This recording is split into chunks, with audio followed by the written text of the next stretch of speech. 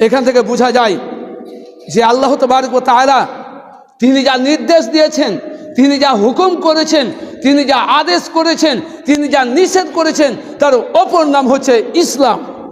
আল্লাহ তাবারক ওয়া তাআলা যা আদেশ করেছেন, যা নিষেধ করেছেন, যা হুকুম করেছেন, যা উপদেশ করেছেন, তার অপর নাম হচ্ছে ইসলাম।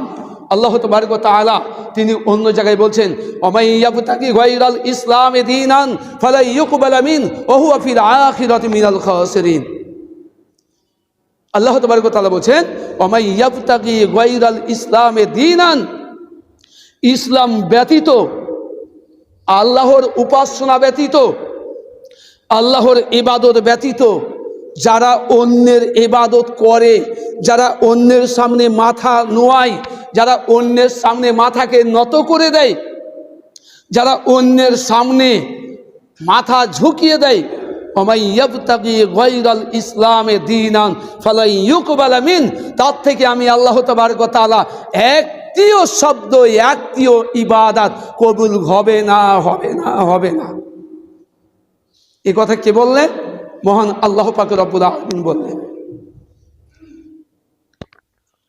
ওহুয়া ফিল আখিরাতি মিনাল খাসিরিন, এবং তারা মহাপ্রলয়ের দিনে, মহাবিচারের দিনে, সেই মহা হাসরের ময়দানে তারা হবে ক্ষতিগ্রস্তদের অন্তর্ভুক্ত। যে বুঝতে পারলাম এ আয়াতের সারমর্ম, যারা আল্লাহকে ব্যতীত, আল্লাহকে ছেড়ে দিয়ে, আল্লাহর আদেশ এবং নিষেধকে ছেড়ে দিয়ে, আল্লাহর ধর্মকে, আল্লাহর মানোনীত দিনকে যারা ত্যাগ করে দিয়ে, ছেড়ে দিয়ে, যারা অন্য দিনের পিছনে যারা নিজেকে আত্মসমর্পণ করে, আমি আল্লাহ তাবারক ওয়া তাআলা তার থেকে কিছুই কবুল করব না। অন্যথায় আল্লাহ তাবারক ওয়া তাআলা ইসলাম সম্পর্কে আরো বলছেন, ইন্নাদ-দীনা ইনদাল্লাহিল ইসলাম, ইন্নাদ-দীনা ইনদাল্লাহিল ইসলাম। আল্লাহ তাবারক ওয়া তাআলা বলছেন, আল্লাহর কাছে কেবলমাত্র মানোনীত ধর্ম হচ্ছে ইসলাম, আল্লাহর কাছে কেবলমাত্র মানোনীত ধর্ম হচ্ছে, কবুলিয়াত ধর্ম হচ্ছে ইসলাম। সুতরাং ওমাই ইয়াবতাগি গায়রাল ইসলামি দীনান ফালা ইউকবালা মিন, যারা ইসলামকে ছেড়ে দিয়ে যারা অন্য কোনো ধর্মের অবলম্বী হবে, যারা অন্য কোনো দিনকে, অন্য কোনো ধর্মকে তালাশ করবে, যারা অন্য কোনো দিনের ধর্মের উপরে যারা নিজেকে প্রচলিত করবে বা প্রচলন করবে, বা যারা পরিচালিত করবে, বা যারা নিজেকে চালাবে, আমি আল্লাহ তাবারক ওয়া তাআলা তার থেকে কিছুই কবুল করব না।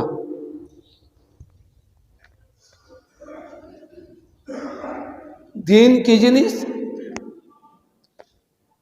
ইসলামকে কিভাবে মানতে হবে, কিভাবে আমি আপনি মানব,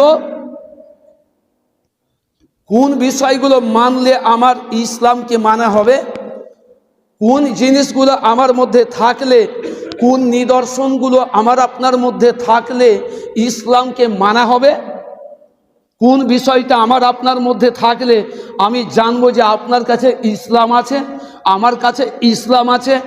এটা কি করে বুঝবো, কি করে মানব, কি করে আমি এটা মূল্যায়ন করব যে আমার কাছে ইসলাম আছে কি না, আপনার কাছে ইসলাম আছে কি না? এ মর্মে আসুন রাসূলুল্লাহ সাল্লাল্লাহু আলাইহি সাল্লাম বলেন, কথা খুব সংক্ষেপে আলোচনা করছি, যদি সময় একেবারে সংকীর্ণ।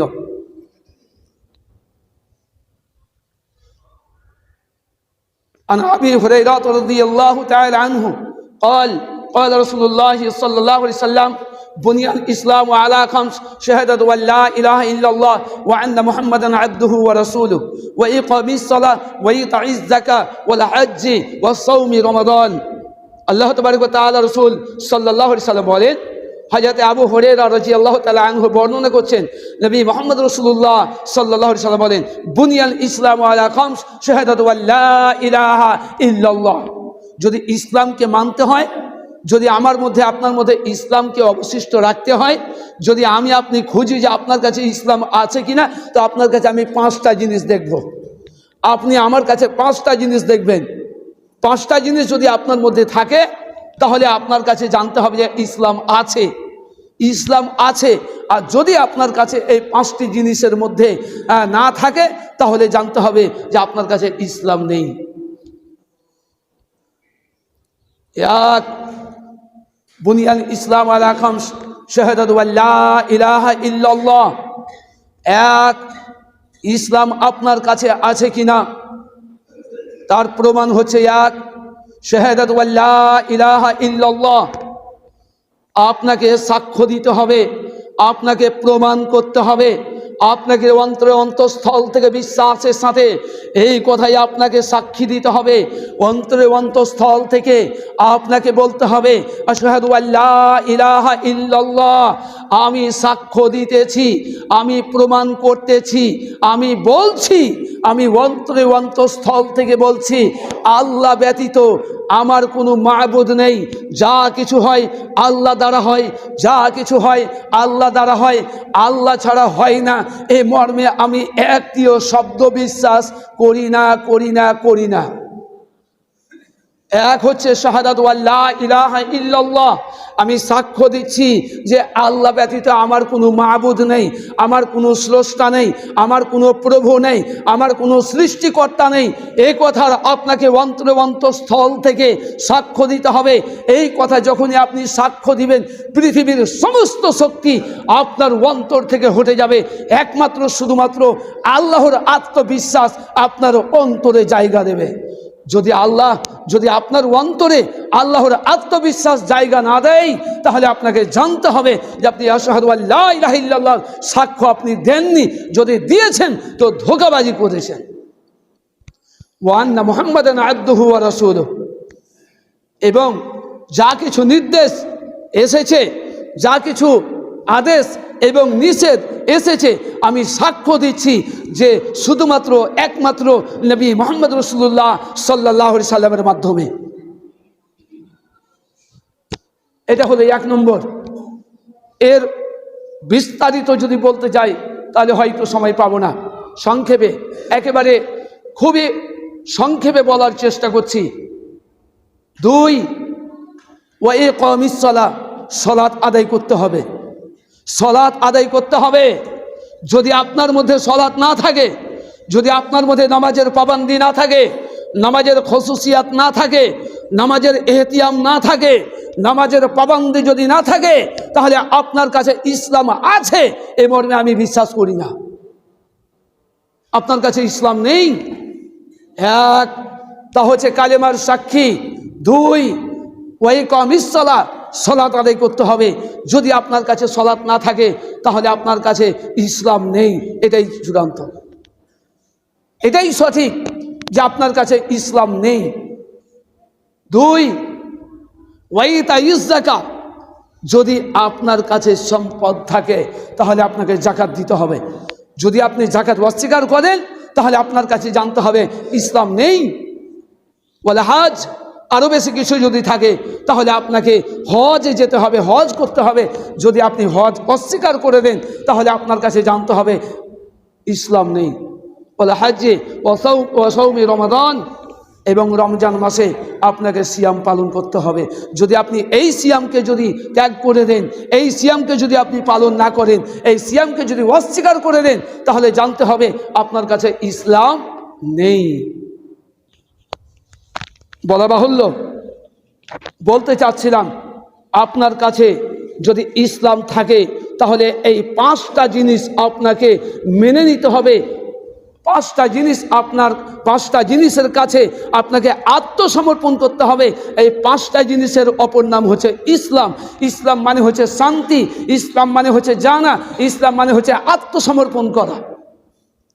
কই আপনি ইসলামের কাছে আত্মসমর্পণ করেছেন? কই? তিনটা অর্থের মধ্যে একটা আপনার কাছ থেকে পাওয়া যায় না। ইসলাম মানে হচ্ছে শান্তি, ইসলাম মানে হচ্ছে শান্তি। যদি আপনি ইসলামকে মেনে চলেন তাহলে আপনার মধ্যে শান্তি নেই কেন? আপনার কাছে বাড়ি, আপনার পড়োশিতে আমার বাড়ি, আপনার পাঁজরে আমার বাড়ি, আপনাকে নিয়ে আমি শান্তি পাই না কেন? আপনাকে নিয়ে আমি নিরাপদ নয় কেন? আপনি কেন আমার জন্য জ্বলছেন, আমি কেন আপনার জন্য জ্বলছি? তাহলে বুঝে নিতে হবে আপনার কাছে ইসলাম নেই, আপনি ইসলামকে ধোঁকা দিয়েছেন। ইসলাম মানে যদি আত্মসমর্পণ হয়, ইসলাম মানে যদি আত্মসমর্পণ হয়, তাহলে আপনি ইসলামের কোন জায়গায় আপনি আত্মসমর্পণ করেছেন? আপনি দিব্যিত প্রবৃত্তির অনুসরণ করেই চলেছেন, আপনি দিব্যি অনুসরণ করেই চলেছেন। ইসলাম মানে যদি আত্মসমর্পণ হয়, তাহলে কই আপনি রমজান মাসে আপনি সিয়াম পালন করেন, কই আপনি হজ করেন, কই আপনি যাকাত প্রদান করেন, কই আপনি সালাত আদায় করেন, কই আপনি কালিমা তাওহীদের সাক্ষী দিয়েছেন? আজকে আমরা যারা এখানে উপস্থিত, যদি বলা হয় কালেমা শাহাদাতের উচ্চারণ বলেন, কালেমা শাহাদাত বলেন তো দেখি, হবে না। কালেমা শাহাদাতের আপনার কিনা অর্থ বলেন তো দেখি, হবে না। তার ভাবার্থ বলেন তো দেখি, হবে না। তাহলে আমাদের হয় কোনটা? তাহলে কোন জায়গাটায় আমরা ইসলামকে আত্মসমর্পণ করলাম? জি, ইসলাম মানে হচ্ছে আত্মসমর্পণ করা, ইসলাম মানে হচ্ছে শান্তি, ইসলাম মানে হচ্ছে জানা। এটা আপনি জানেন, ইসলাম মানে হচ্ছে জানা। জানা মানে আপনি জানেন তো, আপনি জানেন, আপনিও মৌলভী সাহেব হয়ে গেছেন। আপনার মধ্যে যদি একটা হাদিস জানা থাকে, আপনার কাছে যদি একটা আয়াত জানা থাকে, তাহলে আপনি একজন আলেম। আপনার মধ্যে যদি একটা আয়াত জানা থাকে, আপনার মধ্যে যদি একটা হাদিস জানা থাকে, কি আমরা জানি না? একটা আয়াত জানি না, একটা হাদিস জানি না, তাহলে আমি তো ইসলামকে জানি, কিন্তু মানি না। কেন মানি না? এই জন্যই আমি যেহেতু প্রবৃত্তির পিছনে ছুটছি। আজ আমাদের ইসলামকে মেনে না চলার দরুনে, শেষে কয়েকটি কথা, ইসলামকে পূর্ণভাবে মেনে না চলার কারণে আমাদের সামনের দিনগুলো আরও কঠিন ভয়াবহতা অবলম্বন করছে। যদি আমরা সচেতন না হই, যদি আমরা সাবধান না হই, নিশ্চয় আল্লাহর অভিশাপ আমাদের উপরে আসবেই আসবে। আল্লাহর অভিশাপ আমাদের উপরে আসার আরেকটি জ্বলন্ত প্রমাণ আপনাকে দিয়ে যায়। আল্লাহর অভিশাপ আসার আরেকটি আপনাকে জ্বলন্ত প্রমাণ দিয়ে যায় যে আমাদের চোখের সামনে থেকে যেই জায়গাতে মানুষ হাজার হাজার বছর ধরে সাজদা করেছে, যে জায়গাতে মানুষ হাজার হাজার দিন ধরে আল্লাহর ইবাদত করেছে, যে জায়গায় মানুষ হাজার হাজার দিন ধরে, হাজার হাজার রাত, হাজার হাজার দিন মানুষ সাজদা করেছে, যে জায়গায় মুসলমানেরা কন্দরন করেছে, চোখের পানি ফেলেছে, সালাত আদায় করেছে, রাতে উঠে উঠে তাহাজ্জুদ পড়েছে, সেই জায়গাটা আজকে আমাদেরকে ছেড়ে দিতে হচ্ছে। কেন? এই জন্যই আমাদের ঈমানের দুর্বলতার কারণে। আজ আমাদের বাবরি মসজিদ চলে গেল কিসের কারণে? আজ আমাদের বাবরি মসজিদ চলে গেল কেন? কেন চলে গেল? এটা কি আমাদের আমলের প্রতিফল নয়? আল্লাহ তাবারক ওয়া তাআলা, রাসূল সাল্লাল্লাহু আলাইহি সাল্লাম বলছেন, জাহরাল ফাসাদু ফিল বাররি ওয়াল বাহরি বিমা কাসাবাত আইদিন নাস। যদি তোমাদের উপরে কোনো অভিশাপ আসে, তোমাদের উপরে যখন কোনো বালা মুসিবত আসবে, আযাব আসবে, গজব আসবে, তখন জেনে নেবে এটা তোমাদের দুই হাতের আমল, এটা তোমাদের কামাই করা দুই হাতের আমল, আমলের প্রতিফল। আমরা আল্লাহকে ধরতে পারিনি, আল্লাহকে আমরা সঠিকভাবে মেনে নিতে পারিনি, আল্লাহর ইবাদতের সামনে, ইসলামের সামনে নিজেকে আত্মসমর্পণ করতে পারিনি, নিজের মাথাটাকে ঝুঁকিয়ে দিতে পারিনি, যার জন্য আল্লাহ তাবারক ওয়া তাআলা আমাদের শক্তিকে কেড়ে নিয়েছেন।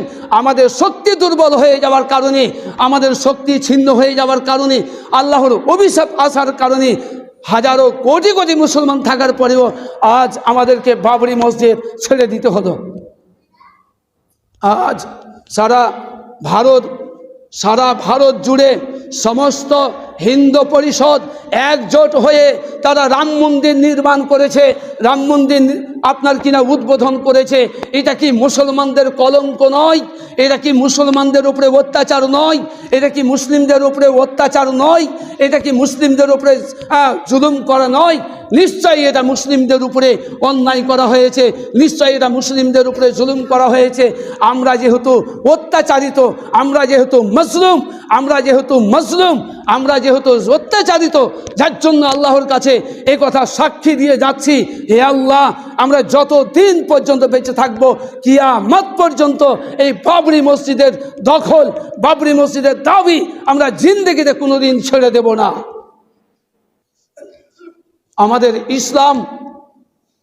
আমাদের ইসলাম কোনোদিন শিক্ষা দেয়নি, আমাদের ইসলাম কোনোদিন আশ্রয় দেয়নি, শিক্ষা দেয়নি যে কারো ধর্মের উপরে আঘাত করে নিজের ধর্মকে বড় করব। আমাদের ইসলাম এটা প্রশ্রয় দেয়নি যে নিজের ধর্ম অন্যের ধর্মকে লাথি দিয়ে গুটিয়ে দিয়ে আমার ধর্মকে পরাজয় করব। এটা কোনোদিন স্বাধীনতা দেয়নি ইসলাম। হিন্দু পরিষদ, বিজেপির 5 গোলাম, তোমরাই ইসলামের উপরে, ইসলামের বুকে লাথি মেরে রাম মন্দির তৈরি করে আজকে তোমরা আনন্দে উল্লাস হয়েছো, আনন্দে আনন্দিত হয়েছো। এই কথা সাক্ষী রাখো, আল্লাহকে সাক্ষী রেখে বলছি, একদিন না একদিন এই পৃথিবীতে আকাশের নিচে জমিনের উপরে কলেমার পতাকা উড্ডীন হবেই হবে, ইনশাআল্লাহ হবে। তবে একটা কথা আপনাকে বলে যাই, আল্লাহ তাবারক ওয়া তাআলা তিনি এক জায়গাতে এইভাবে বলছেন, ইয়া আইয়ুহাল্লাযীনা আমানু লা তাত্তাখিদুল ইয়াহুদা ওয়ান নাসারা আউলিয়া বা'দুহুম আউলিয়া বা'দ ওয়া মান ইয়াতাওয়াল্লাহুম মিনকুম ফাইন্নাহুম মিনহুম। আল্লাহ তাবারক ওয়া তাআলা বলছেন, ইয়া আইয়ুহাল্লাযীনা আমানু, আপনাদেরকে আরেকটা সতর্কমূলক কথা বলে যায়।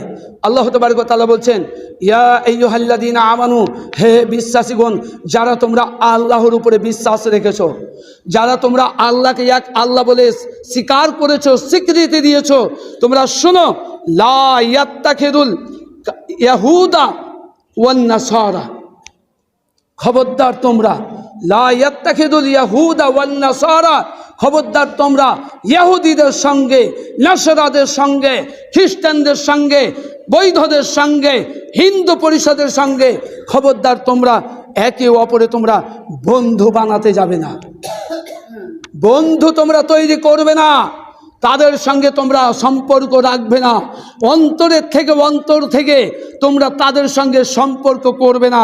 যদি তোমরা করো, বা'দুহুম আউলিয়া বা'দ, যদি তোমরা একে অপরের সম্পর্ক করো, তাহলে ওয়া মান ইয়াতাওয়াল্লাহু মিনকুম ফাইন্নাহু মিনহুম, তাহলে তোমরাও জালিমের অন্তর্ভুক্ত হবে। আল্লাহ তাবারক ওয়া তাআলা রাসূল সাল্লাল্লাহু আলাইহি সাল্লাম তিনি অন্য জায়গাতে বলছেন, মান তাশাব্বাহা বিকাউমিন ফাহুয়া মিনহুম, মান তাশাব্বাহা বিকাউমিন ফাহুয়া মিনহুম, মান তাশাব্বাহা বিকাউমিন ফাহুয়া মিনহুম।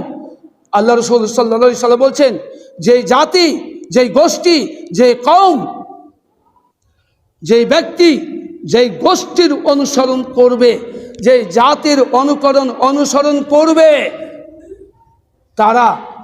তাদেরই অন্তর্ভুক্ত হয়ে কিয়ামতের দিন হাসরের ময়দানে তাদেরকে উত্থান করা হবে, তাদেরকে উদিত করা হবে, তাদেরকে উঠানো হবে।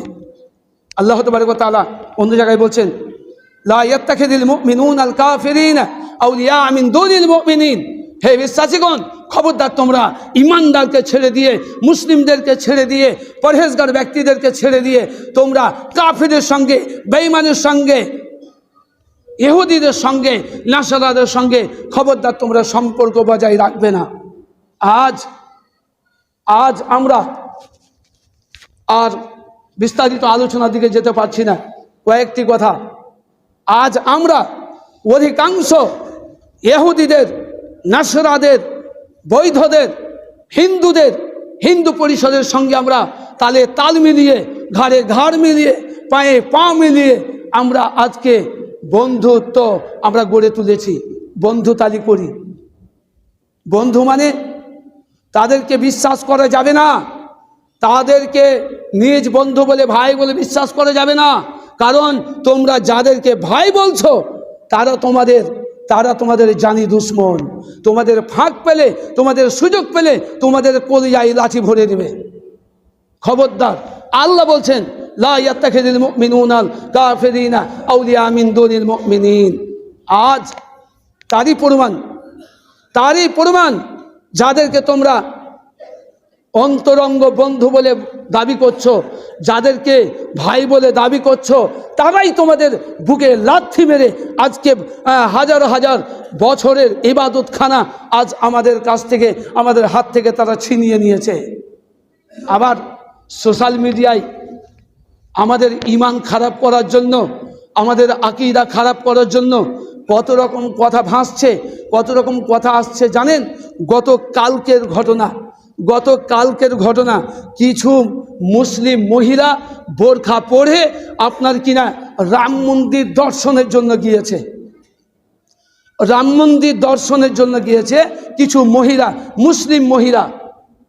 আর সোশ্যাল মিডিয়ায় তারা বলছেন যে আজকে ইসলাম একটা জঘন্যতম একটা ধর্ম, যে ধর্মতে আজ আমাদেরকে ঘোষণা করেছে যে যদি যুদ্ধ করার পরে আপনার কিনা কোনো মহিলাকে যদি অ্যারেস্ট করা হয়, যদি মহিলাকে বন্দি করা হয়, তাহলে ইসলাম বলছে ওই মহিলাকে ওই পুরুষরা, যে কোনো পুরুষ তাকে ভোগ করতে পারে, ওই যে কোনো পুরুষ ওই মহিলাকে তার স্ত্রীর মতন তাকে ব্যবহার করতে পারবে।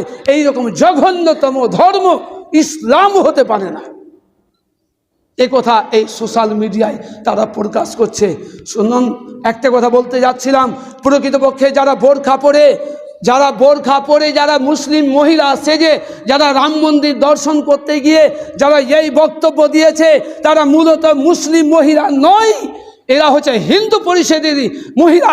এদেরকে বানানো হয়েছে, এদেরকে সাজানো হয়েছে শুধু মুসলিমদের ঈমানকে খারাপ করার জন্য, আকীদাকে খারাপ করার জন্য। শুনুন, এই হিন্দু পরিষদের প্রলোভনে পড়ে নিজের ঈমানকে খারাপ করবেন না। একটা কথা বলে যাচ্ছি, হিন্দুদের সাথে সম্পর্ক বয়কট করতে হবে আপনাকে। যদি আপনি ঈমান বাঁচাতে চান, যদি আপনার দ্বীনকে রক্ষা করতে চান, দ্বীন বাঁচাতে চান, তাহলে হিন্দু পরিষদের কাছ থেকে আপনাকে সম্পর্ক বয়কট করতে হবে, নইলে আপনার ইসলামকে রক্ষা করা সম্ভব নয়। তবে মৌলভী সাহেব, আমার ব্যবসা বিজনেস কি হবে? আমি যে ব্যবসায় জড়িত, তাদের সঙ্গে ব্যবসায় জড়িত, জি ব্যবসায় জড়িত, ব্যবসা করতে হবে, করেন, কিন্তু তাদেরকে অন্তর থেকে তাদেরকে বিশ্বাস করা যাবে না, তাদেরকে অন্তর থেকে ভালোবাসা যাবে না, তাদের ভালোবাসা এই অন্তরে জায়গা দেওয়া যাবে না। যাই হোক, আমি কথা শেষ করে দিচ্ছি। এ মর্মে অনেক কথা ছিল, আল্লাহ তাবারক ওয়া তাআলা যদি সুযোগ দেন তো ইনশাআল্লাহ পরবর্তীতে আবারও আলোচনা করা যাবে। তবে সকলের প্রতি বিনীত অনুরোধ, ইসলাম হচ্ছে একটা শান্তির ধর্ম। ইসলাম হচ্ছে একটা শান্তির ধর্ম। ইসলাম শব্দের অর্থ হচ্ছে আত্মসমর্পণ করা। জি, আপনি একটু চেষ্টা করি না, আমি একটু ফিরে আসি না ইসলামের দিকে। এত মুখ গুমরা করে আমরা মসজিদকে ছেড়ে দিয়ে আমরা যে দূরে সরে যাচ্ছি, এটা তো আমাদের ইসলাম প্রশ্রয় দেয় না, এটা তো আমাদের ইসলাম শিক্ষা দেয় না। সুতরাং সকলের প্রতি আকুল আবেদন রেখে আমি আজকের সংক্ষিপ্ত আলোচনা ইতি করছি। আল্লাহ তাবারক ওয়া তাআলার কাছে দোয়া, আল্লাহ তুমি আমাদের ধর্মকে, আমাদের ইসলামকে, আমাদের কোরআনকে, আমাদের বিধানকে আল্লাহ তুমি রক্ষা করো, আমিন। আল্লাহ তুমি আমাদের জাতিকে তুমি রক্ষা করো, আমিন। আল্লাহ যারা আমাদের দ্বীনকে, আমাদের বিধানকে, আমাদের ইসলামকে যারা উঠিয়ে দেওয়ার জন্য, মুছে দেওয়ার জন্য, উৎখাত করার জন্য যারা লেগে পড়েছে, আল্লাহ তুমি এদেরকে হেদায়েত করো, আল্লাহ তুমি এদেরকে হেদায়েত করো। আর নইলে আল্লাহ তাদের হাত থেকে তুমি আল্লাহ আমাদেরকে রক্ষা করো। আমাদের জন্য একটা সুবর্ণ আপনার কিনা শক্তিধর ব্যক্তি আল্লাহ তুমি আমাদের কাছে দিয়ে দাও, যেন আমাদের ইসলামকে বাঁচাতে পারে, তোমার বিধানকে বাঁচাতে পারে, কোরআনকে বাঁচাতে পারে, আপনার কিনা তোমার বিধিবিধানকে যেন রক্ষা করতে পারে। আল্লাহ তুমি তৌফিক দান করে দাও, আমিন। আকুলু কাউলি হাদা আস্তাগফিরুল্লাহ লি ওয়া লাকুম ওয়া লিসাইরিল মুসলিমিন ওয়া আখিরু দাওয়ানা আলহামদুলিল্লাহি রাব্বিল আলামিন। সুবহানাকাল্লাহুম্মা ওয়া বিহামদিকা আশহাদু আল্লা ইলাহা ইল্লা আনতা আস্তাগফিরুকা ওয়া আতুবু ইলাইক। আসসালামু আলাইকুম ওয়া রাহমাতুল্লাহ।